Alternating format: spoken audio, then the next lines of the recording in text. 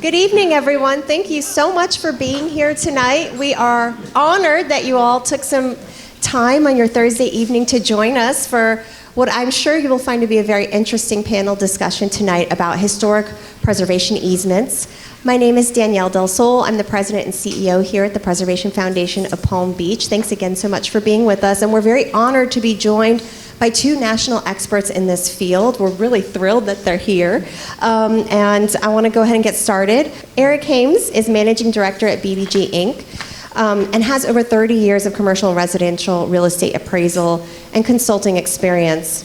Eric has appraised thousands of commercial and residential properties located in Metro New York area and across the country. And that's where you're based, Eric? That's correct. Yeah, and so in my previous role in New Orleans at the Preservation Resource Center, we managed over 140 easements, mostly in New Orleans, but also elsewhere in Louisiana. And there was one attorney who we worked with regularly, he was the easements guy in New Orleans. And so when we were putting together this panel, I thought I needed an easements appraiser, but they are very rare. They are hard to find people who actually know how to do easement appraisal in this country. They are far and few. And so I called my guy in New Orleans and said, who can you send me? And he was like, oh, you got to talk to Eric. Eric's the guy. So I'm so thrilled that Eric is willing to be here. Thank you so much, Eric, for joining us. Clay. Yeah, what's his name? Clay Henderson. He's also incredibly impressive. We're so happy to have him. He's an environmental lawyer, educator, and writer, long involved in environmental policy. He has served as president of Florida Audubon Society and Florida Trust for Historic Preservation, and has decades of experience working with easements of all kinds. Florida was sad to lose Clay a few years ago when he relocated to just outside of Charlottesville, but we're so glad that you came back, Clay, to share your expertise. And Clay's extensive experience with easements include many of Florida's most historic properties, as he helped stand up and really formalize the easements program at the Florida Trust for Historic Preservation. So we're really, really thrilled to have you here. Clay, thank you for being here. As we get started, I want to just mention that the foundation here holds 5 easements, and 3 of them are on buildings that you may know. Of course, the Veneta Hotel, which underwent a significant restoration and just reopened, and we were partners with them in that restoration because of the fact that they have an easement on their building. And they were wonderful partners and worked with us every step of the way because it's such a historically significant building. And my esteemed colleague, Amy Sunny, was there probably multiple times a week during that renovation, and luckily it's just a block and a half away, so it wasn't too far to travel, but it was great working with them on that. We are working with the owners at the Warden House right now, because we also own an easement on their property, and they are undergoing renovations.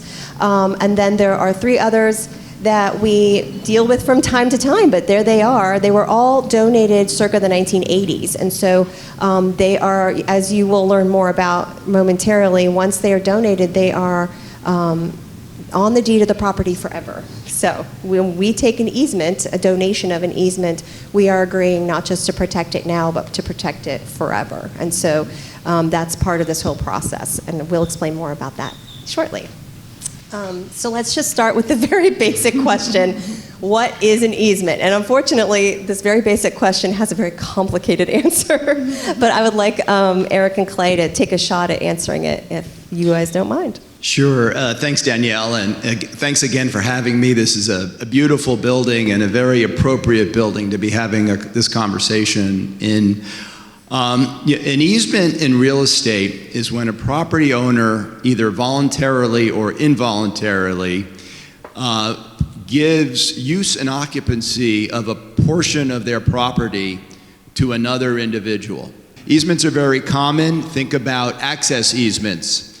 If you have a landlocked parcel and you can't get access to it, you may approach a nearby parcel owner and purchase an easement to cross their property to access your landlocked parcel, giving your property value because it now has access. Easements are taken regularly by utilities. I do work for Con Edison, New York City MTA. If there are any New York City people here, I appraised the subsurface easements for the MTA in their 2nd Avenue subway acquisition. So there are many kinds of easements. There are surface easements on the surface. There are aerial easements up in the air. There are subsurface easements below the ground. There are permanent easements that are permanent. And there are temporary easements, usually in the realm of construction, temporary construction easements.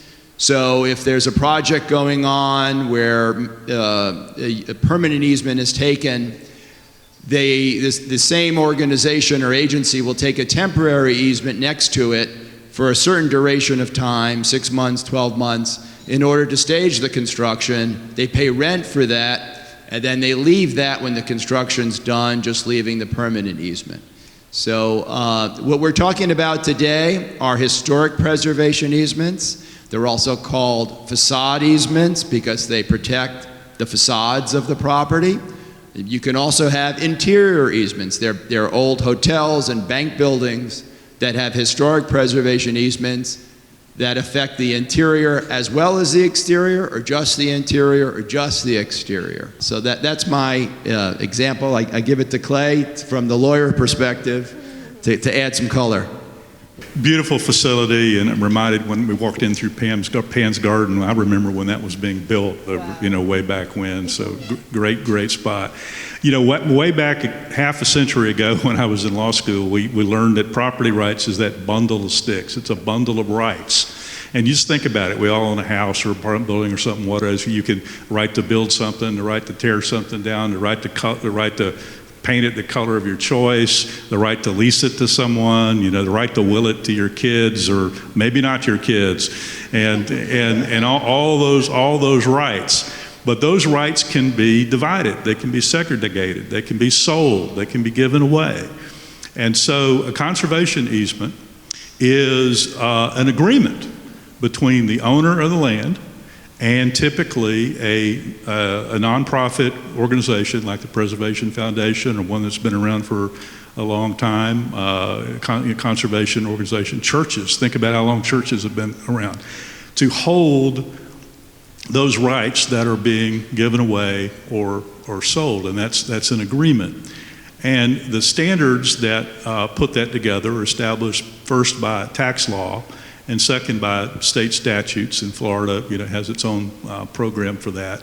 And so that agreement is such that you're giving away or selling, in some cases, those rights to that nonprofit organization, or it could be a city. You could give. I know we got some town council members here. People just dying to give y'all property, right? So typically when people want to give something away, they want to give it to a nonprofit. So under the tax law, that has a very favorable treatment. So it's like giving a cash donation to, the church. It's the same. You're giving away something of value to this nonprofit, and it's treated in the same way. And there are lots of details that go along with that, but that's what it is. Just a couple things about types of easements. In my days at Audubon Society, we took all kinds of easements on open space and wildlife habitat and wetlands. That organization's the oldest conservation organization in Florida. It's held some of these rights now for well over 100 years. We don't know what perpetuity is, but 100 years is a long time. And then what we're talking about today is something a little different, which is that facade easement. It's there for the same purpose, to protect historic preservation in houses or real estate or commercial properties, and that receives favorable treatment. But what is given away is the protection usually of that facade, so that when you're looking at the building the same way that Meisler had envisioned it, that would be protected in perpetuity. And as Eric says, most places, at least that I've dealt with, have been facade easements. But there's some places that have very special interiors, and those have been protected as well. So that's the other type. And then there's kind of a hybrid that I've actually dealt with on a few occasions, which are historic vistas. I did one in Virginia that was in a setting of very historic homes, one property owned by the National Trust for Historic Preservation. The other one had been built by President Monroe, and he had a famous architect. This guy named Jefferson actually designed his house. But it was under tremendous pressure from development, and so we were able to go in there and do basically a scenic vista easement over that area to preserve the setting of these two very historic properties. So that gives you an idea of some of the creative things that have been done around the country on these. That'd be a tough appraisal. That's true. The scenic vista? Yep. It's priceless, right? Yeah. I mean, I don't know. I haven't come across one of those yet. Well, so when a property owner donates, let's talk about the Veneta Hotel, as a good example since it's so close by and we all know that example. So when the property owners donated the facade of their building to the Preservation Foundation in the 1980s, what that meant was that the Preservation Foundation now owns the facade, and it is our job to monitor that building, which means we're going to go do an assessment of that building about once a year, maybe a little bit more. That's our job now as the owners. And we're going to tell the owners of the Veneta Hotel, hey, there's a little bit of spalling here, there's some ferns growing here, and you need to get it up nice and right. But this is not a program that is simply between the donor and the donee. This is all under the umbrella of the IRS, our favorite organization. So can you all tell me, why is this a program that is administered by the IRS, and what does that mean for property owners? When a donation is made and the value of the easement exceeds $5,000, a narrative appraisal report has to be included with the tax return for the year that the donation was made. So because of that, the IRS has internal reviewers who will review the appraisal report to see if it is done appropriately and correctly. So they have a review responsibility. The appraiser also has to sign what's called the Form 8283. I don't know if you're familiar, but it's the non-cash charitable donation form. So the property owner signs it, the accountant fills out probably the numbers, the appraiser signs their part, certifying the value, and that's also part of the tax return. So that is really why the IRS is involved in the process. Clay, if you want to add anything to that. Yeah, I mean, it is, we all hear, donate your car to NPR or something, it's the same kind of idea. You're donating something that has value. And as Eric says, one of the challenging things is establishing what that value is. And again, I would say you shouldn't do this unless you're dealing with an appraiser who's been to this rodeo before. Understands what the IRS is looking for, and can make sure all those boxes are checked. And so that was kind of my job as a lawyer. I was at a national law firm, and every conservation easement in the country that we did, I had to review or edit before it went down to the next level. And you just want to make sure that all those boxes are checked. But that's the reason. It's very favorable tax treatment, because there's a national policy in support of protection of open lands, natural resources, and historic preservation. And so in many of our cities, New York example, Philadelphia, Washington, D.C., there are a number of these facade easements that have been very important to protecting that extra tool in the toolbox to incentivize historic preservation. So that's the umbrella of which we all work. And then, at the state level, I was one of the drafters of Florida statute that basically took what we used to have and then married it to the language of the Internal Revenue Code to make sure that we could get the same kind of deductions here in Florida. There are two key things, of course. One is that it has to be a perpetual donation. And perpetuity, as they say, is a long damn time. And the other is it's got to go to a qualified NGO that has the capacity to be able to monitor and enforce those easements and has tended to be around a long time as well.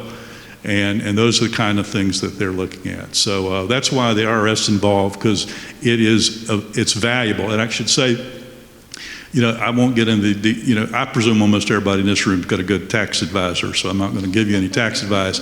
But there are ways to spread this over multiple years to be able to fully take advantage of the deduction depending upon the particular circumstances of the property.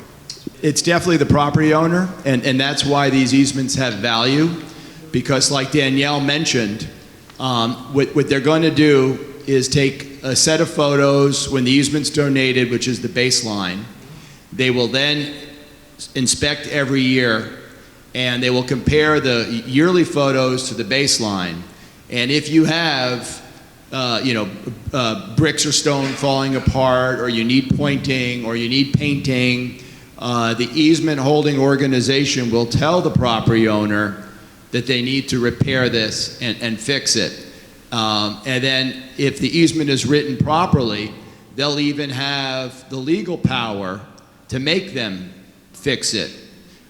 So, it depends on how the easement is written and how restrictive it is, but that is how it should work out. So from a valuation perspective, the after value on an income producing property will have higher repairs and maintenance cost.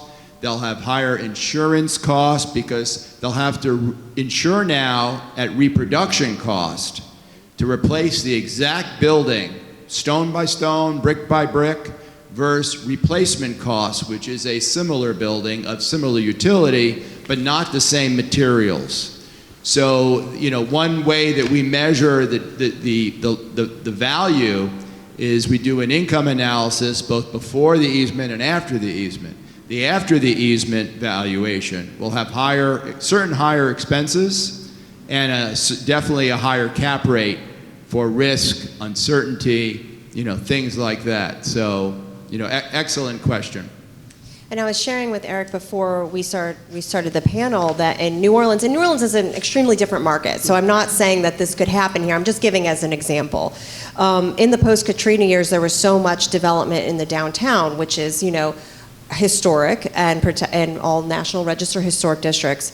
And there were developers who would take, donate easements to the Preservation Resource Center on the facade of their building, and the deduction would not just cover their loss on the building itself, but also the air rights, because by law they could have built another 3 stories if they had wanted to at some point. And so the deductions that they were able to take on those projects were so substantial, they actually used them to make the projects possible, their development projects possible. So again, that's just to give you an idea of how substantial these easements can be in certain circumstances. Yes, that's the highest valuations I see are the ones where the highest and best use of the property changes before and after the easement. So before the easement, you could tear the property down and you could build, say, a 20-story hotel. After the property is encumbered with an easement, you can no longer tear it down. You're left with a 2 or 3-story older historic building, and that lost development rights, those lost air rights, are very valuable, either at the property or in some cities like New York, they can be sold to an adjacent site, or if it's a landmark now, they can even be sold to more sites. So the easements with the highest values are the ones where redevelopment before the easement was a possibility. Now redevelopment after the easement is no longer a possibility. So it's more that you're looking at lost development potential, which can be in the multi-millions, depending on the site, the city, what you could do, and what you're left with. So that's obviously a huge incentive in some cases. Every case is different, just like every easement is different. I'm sure Clay will tell you, he has never written an easement that is the same, because that's literally impossible. It's so site-specific for each one. But they're not always motivated by, these tax benefits can be substantial and a great motivator, but they're not always the sole motivator. Sometimes they are more emotional than that. Can either of you give an example of that? I can. I have a great one. I was asked to do an appraisal in Colorado. It's called the Fort Restaurant. It's kind of outside of Denver, near where Red Rocks is. And the owner of the property was this sweet older lady who ran the restaurant with her husband who had passed. And they ran the restaurant for 30 or 40 years, and she loved the property, and she wanted to encumber it with the easement. She told me, which is very refreshing, I don't even care what the easement's worth. I want to go ahead and protect this property because I want it to be like this forever. You know, after I'm long gone, it'll never be changed. And so I valued both a historic preservation easement on the Fort restaurant, which really should have been a picture. Yeah. Unfortunately, I didn't include it, but you could Google it. It's called the Fort Restaurant in Colorado. And I did an open space easement on the land around the restaurant because she owned a bunch of land. The easement precluded development and left it as open space, cattle grazing, horses, whatever. But, you know, so a lot of people love their properties and they restore them. They work really hard with them. They're their babies and they want to see them protected long after they're gone. So there's definitely a preservation aspect to this. And then, of course, there's the financial aspect. I've got two quick examples that really this version of the same story. One is a farm, a watermelon farm, I might add, in Central Florida that had been in this family for 150 years. And we did the easement on it for one driving reason. He didn't trust what their children were going to do with the property. Why does that sound familiar? And the same story for a beautiful historic home in Piedmont, Virginia, on a beautiful piece of land. The survey was done on the legal description. You love this. The survey on this legal description was done by this old surveyor by the name of G. Washington. Have you heard of him? The reason why they I think he knows the architect you mentioned. That's right. That's right. That's right. So the motivation was exactly the same. She didn't trust what her kids were going to do with that property. And the love of that setting, the love of that property, that setting was so strong and so attached to them that they wanted to make sure that could be protected, for all time. The financial benefit is gone. It can only be taken once, and that's by the owner who encumbers the property with the historic preservation easement. After that, if you decide to sell it, because it's encumbered with the easement, it should sell for less than it would if it wasn't encumbered with the easement. But the trade-off was you got the tax benefits when you encumbered it with the easement. Now, there are instances where the real estate market is crazy hot, and I've spoken to brokers, and there have been instances where brokers say, the buyers just want a property. They're willing to pay regardless. But in a typical normal market, that property should sell for less, and the benefits can only be taken once. I mean, I think that they can work together, and the IRS always looks at what local protections a place will have. Yeah. And they'll say, well, why should we allow you to value an easement high in Palm Beach? Because you already have the Landmarks Commission protecting historic structures. However, commissions are made up of humans, and humans' opinions change, and commissions change, members change. And we've seen it in municipalities all over the country where things that should be protected by districting gets overruled by a council that feels differently and that they just don't buy into it for whatever reason. And so this kind of human fallibility or these, opinions make commissions like the Landmarks Commission here not as strong as an easement, which when you place an easement on a property, it is almost legally impossible to get rid of it. That's right. Exactly.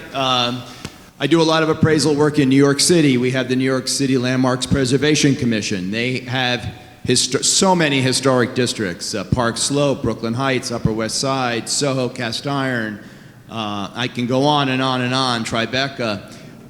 So they are kind of overburdened by the number of properties for the staff size that they have. and they're unable to monitor properly all the properties that they have in the historic districts. So, you know, when we get this from the IRS, we get pushback for this very reason, because we have to explain to them, we have to be the teacher and explain that the easement is a higher standard, that there's more teeth to it, that it's in perpetuity, that they annually inspect, that they make you you have to, in case of a total casualty loss, you have to build back the exact same building, which is very expensive, given you may have to bring in artisans and craftsmen. You may have to get your marble and your iron and your wood, from faraway places. It's very, very costly. If the property owner wants to make an improvement on that property, who or what does he talk to? Typically, the first place they would go to would be the easement holding organization, because they would be that number one level. But then they would also need approval, right, from the local landmarking. And then I guess last would be the buildings department. So, that's the thing. You wind up, that's another reason why the easement has value, because you wind up with a partner in your property. So you can't make the decisions that you would make on your own anymore like that. You'd have to go to the easement holding organization and say, hey, I want to change a door. I want to change a window.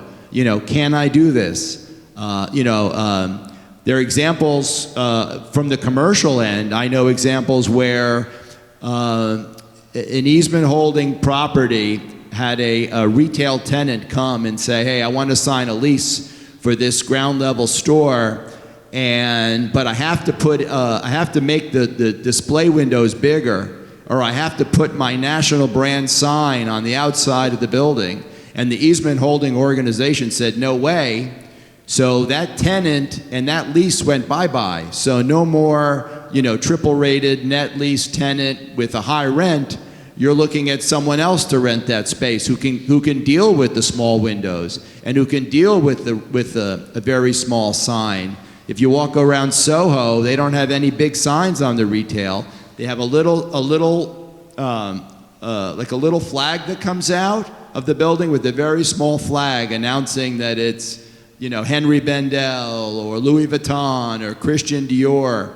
There's not the big signage that you'd find in other places because it's in a historic district. I had a chance to look at the ordinance today and kind of think through how this Palm Beach is different or the same. In all cases, before you can take advantage of the tax deduction, it has to be a certified historic structure. And typically, it's on the National Register of Historic Places, and you have a number of those here in town. Or it is within a National Register district. I don't know if are there districts, there's a couple of small districts here, I think, commercial. So if it's a contributing property to a district, then that would allow it to be acceptable. Then you get to the next level, which is that in some cases, it would qualify if there is a state or local program that establishes like a landmarks district that basically meets the criteria. And then in the case here of Palm Beach, you've got a lot of general language about the types of things you want to protect, but it doesn't get to the specific level of certification by the standards of the Secretary of Interior. So if you were to take a landmark designated property and contribute it to the Preservation Foundation, and the easement basically said it will be doing it to these standards, then that's something in addition to what the ordinance does. And we love working with the town because, as Eric mentioned, the easement holder, or I'm sorry, the person who has the easement on their property will go to the foundation first, but then they'll also have to go to landmarks. And we love working with Frederick Mittner and our great staff at the town on these projects and working with the owners. As Eric said, we really are partners in helping. Bring forth ideas and being partners all the way. So let's stay in Palm Beach. Thanks, Clay, for bringing us back local because our real estate market is so specific. And I do wonder, Eric, like you were saying this, sometimes it doesn't matter the real estate market is so hot that people just want to buy the property, and this real estate market is insane. But who knows what would happen. But do you all know of any other examples in highly valued areas where easements were really viable and desired? Yes, definitely. I've appraised them across the country, New York, New Orleans, Denver, Colorado, Kansas City, Colorado Springs, Cleveland, Birmingham, Alabama, any place really where you have, historic properties that are in a district or National Register or have been added, you can add them to the National Register.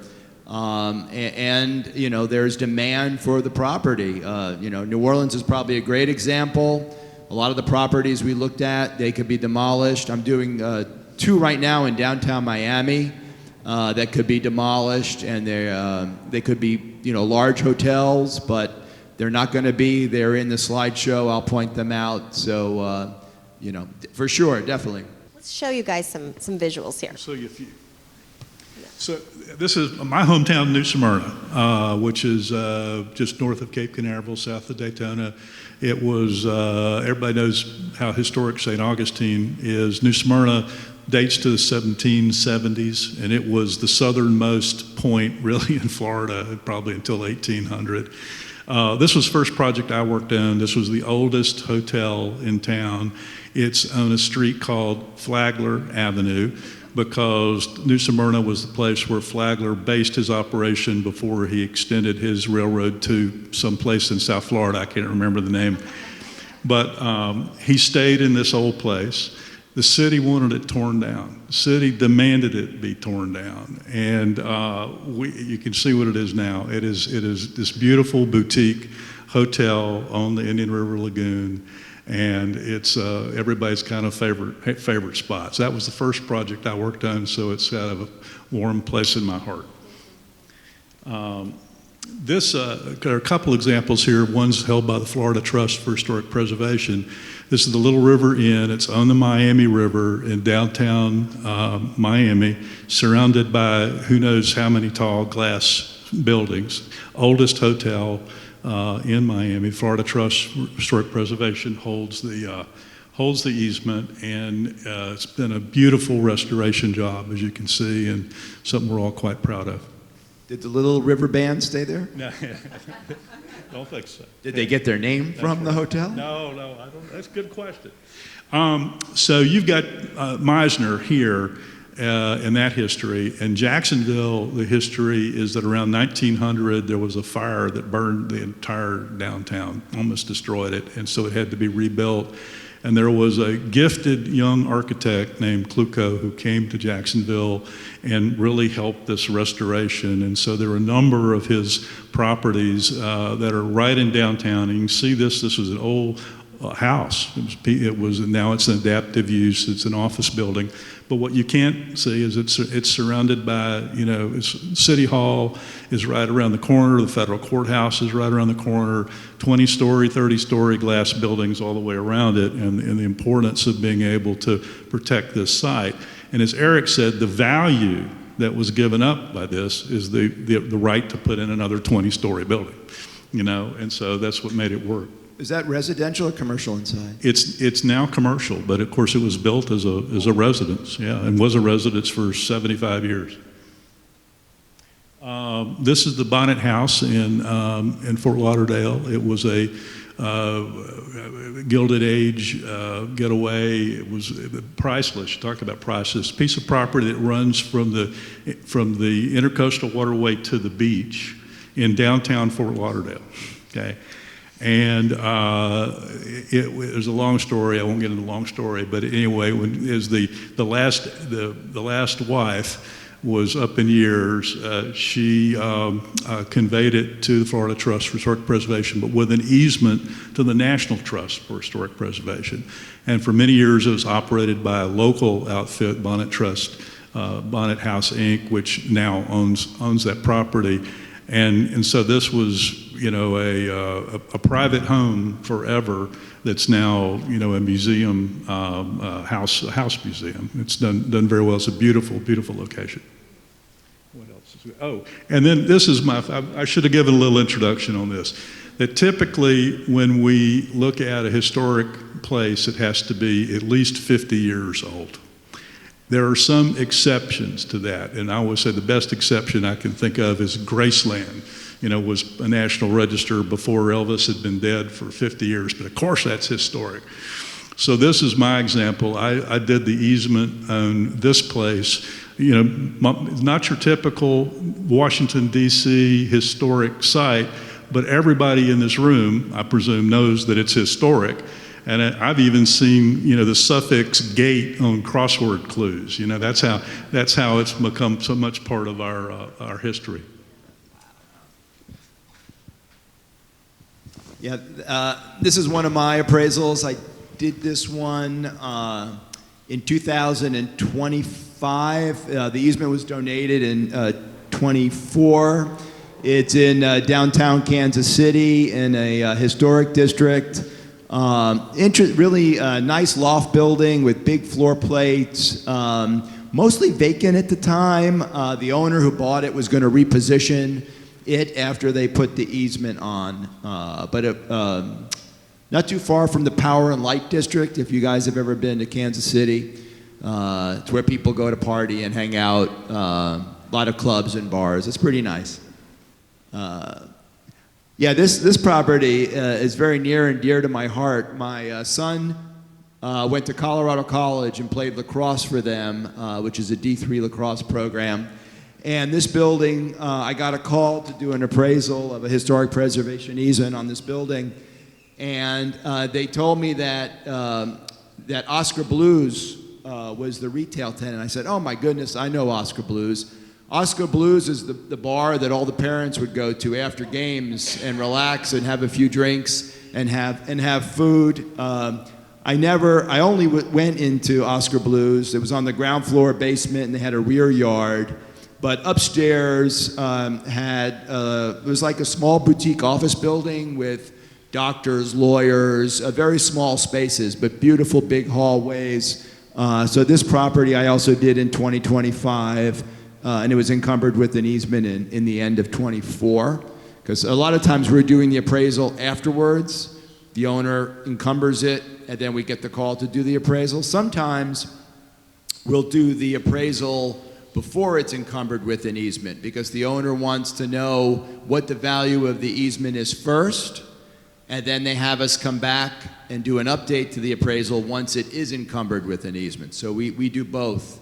A lot of times retrospective with the easement in place, and a lot of times just to find out, well, what's it worth? What's my cost-benefit analysis here? So that's a great property. This is a Birmingham, Alabama property. That's the Daniels Mansion. I appraised that one several years ago. Really pretty, very historic, as you could see. Not the same kind of story with Colorado Springs. This was an interesting one. This was in downtown Miami. It was kind of a jewelry building. There was a jewelry store on the ground level. There was a bar next to it in the taller tower, and on the upper floors were all very small, like 200 square foot, 100 square foot jewelry cellars, where you go in and you buy, it wasn't from a store, it was like from an office, diamonds and gold and things like that. Did an easement on that one, also appraised that one in 2025. New Orleans, 401 Barone Street. This is what Danielle was talking about. This was a downtown in a district. This could have been torn down. I think they had plans to do a hotel here before the easement. Oh, this was a beautiful one. This was 300 St. Charles Avenue, New Orleans. Look at the detail, the ornate detail. Look at the railing up top. It's a real beauty. This one also could have been torn down, and a hotel could have been built there. I think we did the after value was short-term rentals, an interior renovation inside, but it had a lot of development potential. Look at the tall building on the left, the tall building on the right. This clearly could have been a 30 or 40-story building without the easement protection. Another Birmingham, Alabama building, Black Diamond building, attractive facade, very pretty, lots of light. I like the glass windows. Also could have been demolished. I forgot what the plans were for this prior to the easement. Yeah, this is an interesting one. I did this one in Cleveland, Ohio. Qualified for an easement, had no development potential. This was couldn't be torn down. So this was one where we really looked at how does the easement affect the income and the economics of the property. How do the expenses go up after it's encumbered with an easement? How does it affect cap rate? This was not a demolition because it was really a tall building to begin with. I'm working on this one now. This is in downtown Miami. Regions Bank is on the ground floor. There's a yoga studio, nail salon, offices upstairs. This one could be demolished. You could see a very tall building in the back. This is a lost development right situation. This one will have a very high easement value, but I'm not done with this one yet. These appraisals take many weeks. I was there a couple months ago for the inspection. This one's not far from the one you just saw. This is also downtown Miami. This is a series of smaller buildings that could also be demolished and torn down. Look at the tall building behind, the tall buildings to the left. It's on South Miami and South First Street. Not the most beautiful buildings from a preservation standpoint, but they will be preserved, and another major lost development rights. And I'm working on this one now. This one will also have a high value just because of the lost development potential here. This was one of my first ones. This is the Fred French building at 551 Fifth Avenue. This is not a tear down, clearly. It's a beautiful building. This one where we looked at the economics again. How does the easement affect, retail potential, signage? How does it affect expenses, operation, insurance, repairs, reserves, management, professional fees? How does it affect cap rate? That's a real beauty. Another one, this is the GE building at 550 Lex. Same as the Fred French building. I did these around the same time. The File organization owns both of them, FEIL. They've been a client of mine for a long time. Same situation, no lost development potential here. This was the first historic preservation easement appraisal I ever did. This is 1 Union Square West in Union Square. I've been appraising for almost 35 years, but for 27 years I worked with my father, who was also an appraiser in MAI, and this was one of my father's longtime clients, a real sweetheart named Norman Buckbinder. And he came to us and said, I want to encumber the property with the historic preservation easement.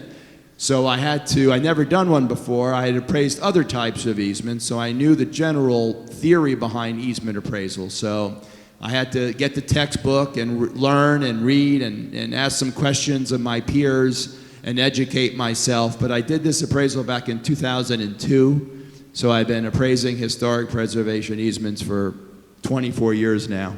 This one I just finished. This was a single-family home in Princeton, New Jersey, on about half an acre, beautiful house. The owner purely preservation motivated, did the appraisal for him, got very lucky. We were able to find sales. When we do a single family home, we have to use comparable sales.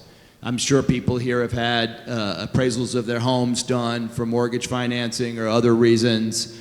Those appraisals are not based on income and expense. They're based on comparable sales. So when you do one of these, you have to have sales of non-easement encumbered properties, which are easy. Those sell routinely, hopefully, in the market. But you also have to find sales of easement encumbered properties. So we got very lucky. We went to the Preservation Society where he's donating the easement, we asked them, are you aware of any single-family home sales of easement-encumbered properties? And we got 4 or 5. So we were able to do what the IRS really wants to see, is 2 sets of sales, one of non-easement encumbered properties and one of easement encumbered properties. So I just delivered this one this week, actually, and the client was really happy. I think the report turned out great.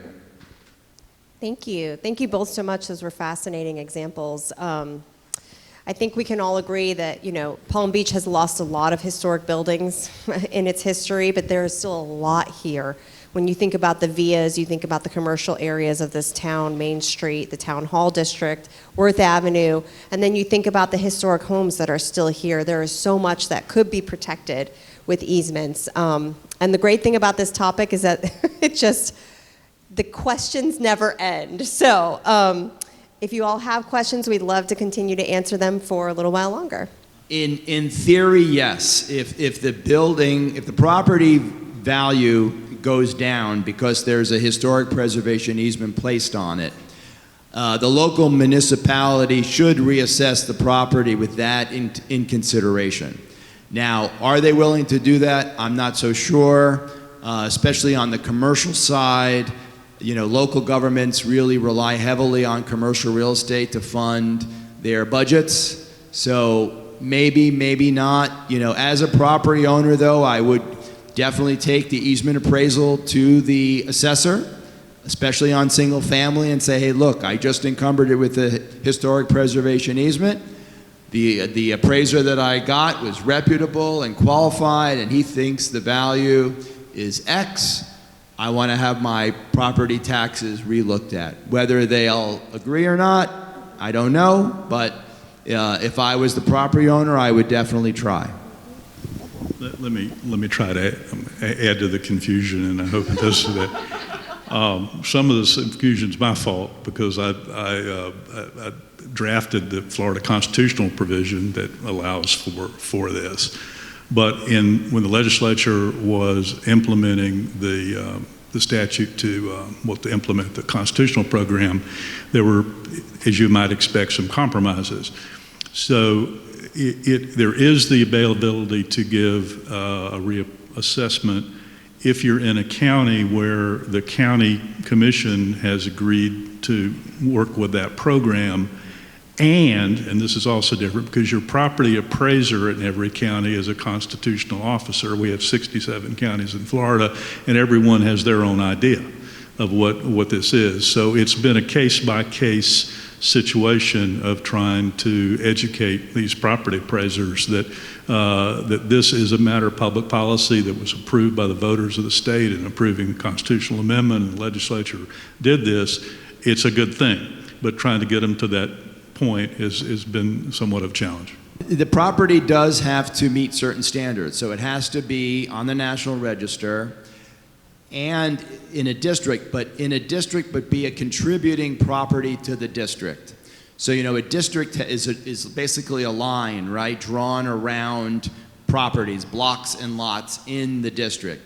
And I know in New York City, because that's where I work most of the time, you know within the district which ones contribute and which ones don't contribute. And they're not going to take the ones that don't contribute. I totally agree with you. There's some that I've appraised where I've looked at the outside and I said, it's not beautiful, it's not historic, but it qualified nevertheless. And there are others that you look at and you're like, oh my gosh, thank God they saved this property because it's gorgeous. But I agree. I also think about the overall streetscape. What could potentially replace it? And would it alter? Our streetscapes in Palm Beach are gorgeous.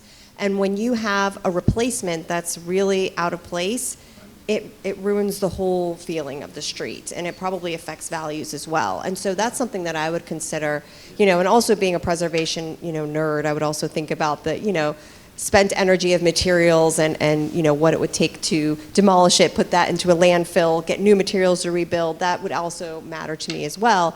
But I think the overall, the phrase that we use in New Orleans all the time was tout ensemble. The overall feeling of a district, that has value as well. And every little piece of that puzzle matters. Yeah, there's a new building going up on Fifth Avenue. south of the Empire State Building. And if you're in the Flatiron area and you're looking by Madison Square Park to the north, it blocks 3/4 of the Empire State Building. And it was built legally. It's crazy. It's only got like 30 or 40 units because each one is a duplex. And it was built so high because they bought air rights from Marble Collegiate Church across the street. And you could Google it, you could look at the pictures. People are up in arms, but there's nothing they can do about it. It's going up, and it's really bad and really damaging to that view and vista. I see the gentleman nodding. You must be from Manhattan. Yeah, so it's really horrible. I think there's, part of the encumbrance and what you sacrifice. I mean, obviously the tax benefit tries to make you whole for your sacrifice, but the sacrifice is that you give a public benefit. Like that there is so much value in your donation for everybody, not just you as the property owner. So that's what preservation's all about, I think, a lot of the time. Yeah, Betsy. If it's designated in local landmark, and then the easement puts in additional standards to make it as if it were in the National Register, and so that's how you could do it. You need to hire an independent, qualified appraiser because it's based on analysis. You have to look at what is your home worth before you encumber it with the easement, and then what's the home worth after it's encumbered with the easement, and the difference is the value of the easement. You can get an appraisal done based on a current date of value with a draft of the easement that you haven't signed that can be done properly, and you just can't guess and eyeball these things. It has to be done the right way. Valuing it without the easement is the easy part, because you could go to your realtor or your broker, you can ask for comps, right? You can do it yourself, you can get comps. The challenging thing here is if there's not already an established group of easement encumbered sales, the appraiser is going to have to go to a market where there are and makes location adjustments, because when I talked about Princeton, I got very lucky because there were these easement encumbered sales. That is the key. And until people in Palm Beach start encumbering them with easements and then selling them after the fact, which a lot of times people don't do it. You encumber with the easement, then you stay in the house. So you don't have those easement encumbered sales. When I was doing these in New York City, I did them for Spike Lee and Howard Lutnick and a lot of people that had townhouses on the Upper East Side, Upper West Side. And those first few years were really tough because we didn't have any easement encumbered sales. So until that starts happening, the appraiser's job is quite difficult to establish the easement encumbered value. Got to figure that's got to be pretty rare. Now, how these buildings can deteriorate over time, but if you're staying on top of this and working on trying to restore it, this gives it this intrinsic value that actually we've seen can grow with the market, even though it doesn't have all that bundle of sticks. It has this intrinsic value that will grow. So I just haven't encountered that. I mean, there are processes for how a group such as the Preservation Foundation could get involved to force that to happen, and could possibly even hire somebody to fix it and assess the property, but I've never seen anything get to that before. We do have, the legal power to sue property owners who absolutely refuse to abide by the easement. But to your situation and your question, it's interesting because you can't get blood from a stone. So that's a great question, and I don't think we have an answer. The easements with the higher value are the ones where there is development potential, and the development potential is lost in the form of air rights. So that is two different analyses. One, what could you build if you tore it down? Less the cost to build it, right? That's your before easement encumbrance value. The after value is what are you left with? Usually the smaller, older building. What's that highest and best use? And that differential in value is fairly great. And the IRS likes to see a change in what we call highest and best use. Highest and best use before the easement, tear it down, rebuild something bigger, newer, larger. Highest and best use encumbered with the easement is the current use. If that does not exist, the easement still has value, but it's going to have less value. So that analysis would be, what is the value of the property, looking at income and expense and cap rate without the easement. And then that's your value, that's your normal value. What's the value of the property? If you ask me today, what's the value of the property for any purpose, that's the value. The after value that analysis is, how does the easement affect the income, right? Does it not allow for retail signage is the best example. Retail storefront is the best example. How does it affect potential income? And then on the expense side, how does it affect the expenses? You're going to see an increase in repairs and maintenance, annual. You're going to see an increase in insurance premium. You're going to see an increase in professional fees. You're going to see an increase in what we call reserve for replacement, which is the sinking fund that an owner sets up, right, to repair things over time. And you're going to see an increase to cap rate, discount rate, because of added risk, and also a reduced buyer pool. So in that instance, there will be value, but it will not be anywhere near the value that you would have if there was the lost development potential. So an appraiser has three basic approaches to value property. The income approach, which I just discussed, the cost approach, which is really not relevant here, and the sales comparison approach. So for single-family homes, an appraiser uses the sales comparison approach and uses comparable sales. When valuing an easement, like I mentioned previously, you need two sets of sales. One set of sales is your typical, what do you value the property for? Those are the non-easement encumbered sales in the area. The second set of sales are harder to find. Those are the easement encumbered sales that reflect the diminution in value due to the easement. So an appraiser, in valuing an easement on single-family homes, you're looking at comparable sales. It's not the same sort of economic income analysis that's done for commercial property, because you don't look at income and expense. Now, that's not saying that an owner of a home, after encumbering it with a sale, will have higher expenses. Because you should, because for the reasons we talked about today, the easement holding organization can come to the single-family home owner and say, hey, you got to do some pointing here. You have facade work you need to do. Oh, the homeowner says, well, I wasn't planning on doing it this year. I was going to do it in 5 years. And the easement holding organization says, no, you really need to do it this year. So that's an expense that you would have today versus pushing out to the future. Thank you all so much for attending. I hope you've enjoyed yourselves. And if you have further questions and you'd like to speak with our speakers, we will absolutely hang around for a few minutes. So please feel free to get another drink and come chat with us. In future days or weeks, you've been thinking about this for a while, you have more questions, please call the foundation. I'd be happy to speak with you, or Amy Sunny, who manages our easement program, would also be happy to answer any questions you all have. But thank you all so much. I hope you have a wonderful evening.